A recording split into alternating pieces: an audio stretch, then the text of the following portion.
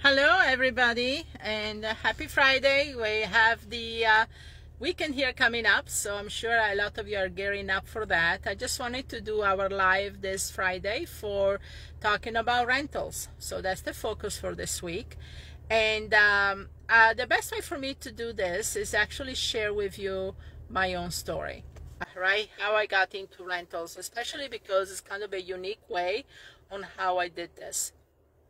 So back in 91, I moved from Hawaii, where I was a real estate agent, to mainland, and I moved into the Midwest. Okay, about 2 hours from the closest metropolitan area, which was St. Louis.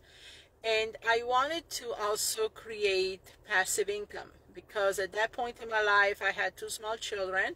Liz was only 2 years old, and I had my son Kyle, who was only 4 months old. And I wanted to build income so I didn't have to go out there and get a job. And also being a real estate agent somewhere in the middle of Missouri was not really profitable, so I decided I wanted to get into rentals.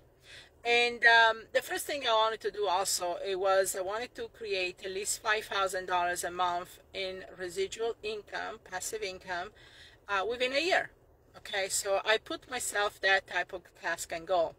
Now, in preparation of this, I had read some books. I read Robert Allen, Nothing Down, and then I bought the carton sheets. It was a late night infomercial. It was called Nothing Down, and I got that information. But I remember reading the book with Robert Allen, and it got really me to think outside the box on how to structure different type of creative financing deals. So that's what it really did for me.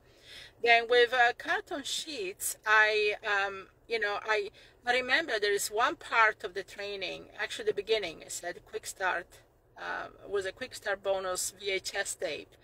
And it talked about, or it had him recorded, obviously they was trying to pitch you for more coaching and all that, but it talked to him about how he was doing this. And so it shows him at the kitchen table making phone calls.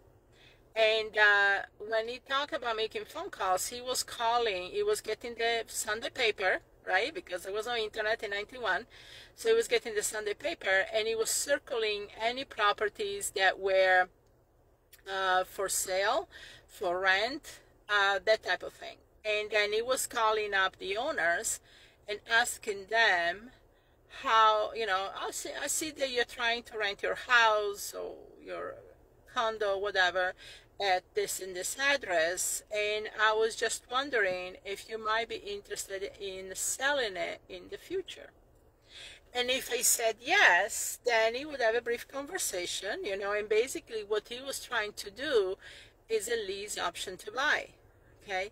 So and then, it shows him in the tape here, going out there and looking at the property, asking a bunch of questions. And in the training, he had a checklist of things to ask and do, whatever. So I took that information and I was like, So I started buying the Sunday paper and I started circling any properties that were for rent or for sale by owners, okay, not listed on the market. And so I started having the same conversations. The thing is also, as I started going, and I didn't know anything about the area. I didn't know anything about St. Louis. I didn't know what was the good part of town, the bad part of town. So I had some interesting experiences from the beginning. But as I was going out and driving, by the way, 2 hours each way. So I was going out there once or twice a week in the beginning, trying to get familiar and understand. But as you go out there, one thing pulls another. Okay. So I start talking to people, then I start stumbling into real estate agents. I start getting to know some of the smaller banks and credit union that had REOs, which is foreclosures. So by going out there in the field and really talking to people and connecting, because, I was driving 2 hours, going to see some of the property that I circled in the newspaper and, connected with the owners, meeting the owners there, talking to them. And then they had other properties. Then I start talking, to different signs that I will see, kind of a driving for dollar. So one thing pulled to another. Okay.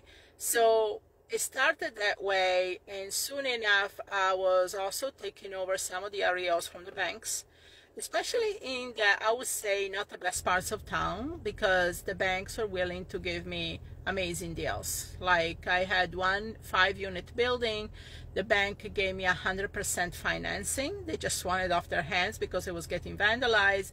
They also gave me the money to fix it up. I had another property where I came across the owner, 8 units, and he wanted, basically was two partnerships, or two partners, and they want to dissolve the partnership. So I was able to work an ideal financing situation, seller financing, where I was going to cash him out in a year. For he was going to finance, I had to come up with 10%. But that was also broken down within a year. So every month I was paying like, I think, $1,000. But the problem, the building was totally rented. And then a year later, I was able to refinance because I used the rental income to qualify for the loan. So my focus was stepping in as lease option, contract for deeds, owner financing, get the rental going, fix up the property, and then refinance it and use the income from the property to qualify for the loans. So that simple strategy of doing things, just looking for the Sunday paper and looking for things and going out there in the field, that was so crucial. I actually stepped out there and talked to people and met with people, and one thing led to another. So within about 18 months, I actually surpassed my $5,000 rental income. I had $8,000 to $10,000 a month. I owned over 40 doors, 16 properties, 2 single family. The rest of them were anywhere from 2 units to 8-unit building. And on top of that, I came across situations where I actually met with people financing, private lenders, hard money lenders, and also ran across a real estate broker where I bought one of the 2 families from, who was flipping contracts, which nowadays called wholesaling. So I learned about wholesaling too. And it was all about going out there and doing something, you know, stepping out there and talking to people and getting deals done. So, and I did a combination of lease option to buy. I did contract for deeds. I did straight out owner financing. Anything I could that got me something creative. And with the banks, like I said, I wasn't picky. Honestly, I bought properties, yes, in the bad part of town, but guess what? They gave me 100% financing. So, you know, beggars can be choosers, right? So I would just, I take it. But honestly, some of those properties made me the most money. So like that 5-unit building, I ended up selling it later on for over $30,000 profit just about a year later. I couldn't deal with the area. You know, it was really rough. But so I decided to sell it, but it still made me quite a bit of money. And the cash flow in between. I had amazing cash flow every month on that building. It was over $1,000 just for that building. But the thing is, I just didn't like the area. You know, it was really tough for me to go there and talk to people and collect the rent. But with that said, that's how I did it. So, you know, yes, you can do it by not having any money and the rental. Now, obviously, if you do have the money and you have some IRA or reserves or HELOC or that type of thing, a lot of my students, what they do is the BRRRR method. You know, they buy, they rehab, they rent, so you can get the income. They will help you qualify for the loan, you refinance. So you pull back your money out plus some of the equity, so you have extra cash, and you repeat. So that's what BRRRR method stands for. And that's also a very, very good strategy. I have a lot of students doing that right now. One of them, she bought 21 houses in 11 months and using the BRRRR method. So she pulled all her money back out. She had used the self-directed IRA to buy into these homes and then refinanced all of them plus cash. I have another one. She used a combination of private lending, hard money lending to do the deals, 100% financing. So if you do have some financial resources, private lender connections, hard money, you can definitely do this too. The main thing I also want to say is this, you know, even with the amazing, you know, 16 properties about in 18 months and the other lady 21 in 11 months, my suggestion is pace yourself a little slower in this first year. I wish I would have bought less, and really I took the time, because honestly then I ended up getting over my head of some of the stuff, and I ended up selling some, like that 5-unit building. So pace yourself. So usually I recommend for the first 2 quarters when you start in this business, maybe, put a goal of buying a property a quarter. And then after that, you can buy 2-3 properties a quarter. But, just pace yourself. Get your system in place. Get property management in place. Get a project manager to supervise construction. Really tweak the system to work for you. Once you start reaching about 10 properties, though, my suggestion is that you do not hire a property manager or even manage yourself, that you hire somebody just to manage for you, okay? There's a lot more control. You're going to keep a lot more money in your pocket. Things are going to run smoothly if you just have full control of the management. I can tell you that right now. So I don't like to hire project manager or property managers. Personally, I hire somebody just to work for my properties. But you need to have 10 to at least make it work for their while, and obviously have the time and money to pay them. As far as profit, what I'm looking for rentals, this is a very simple formula that I've used all these years. I like to make at least $250 per door.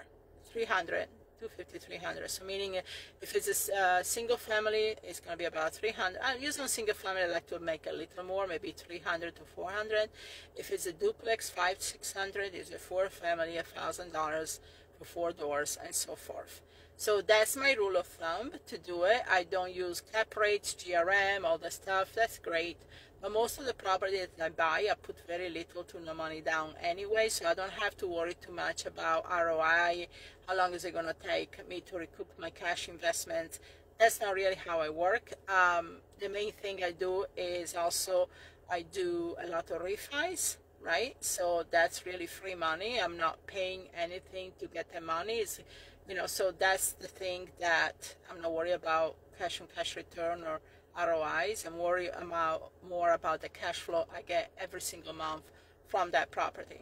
And if you get a property where you put no money down to buy it, your return on investment is infinite, right? Because you're not having money into the project. So anything you do is basically free money or great money to have.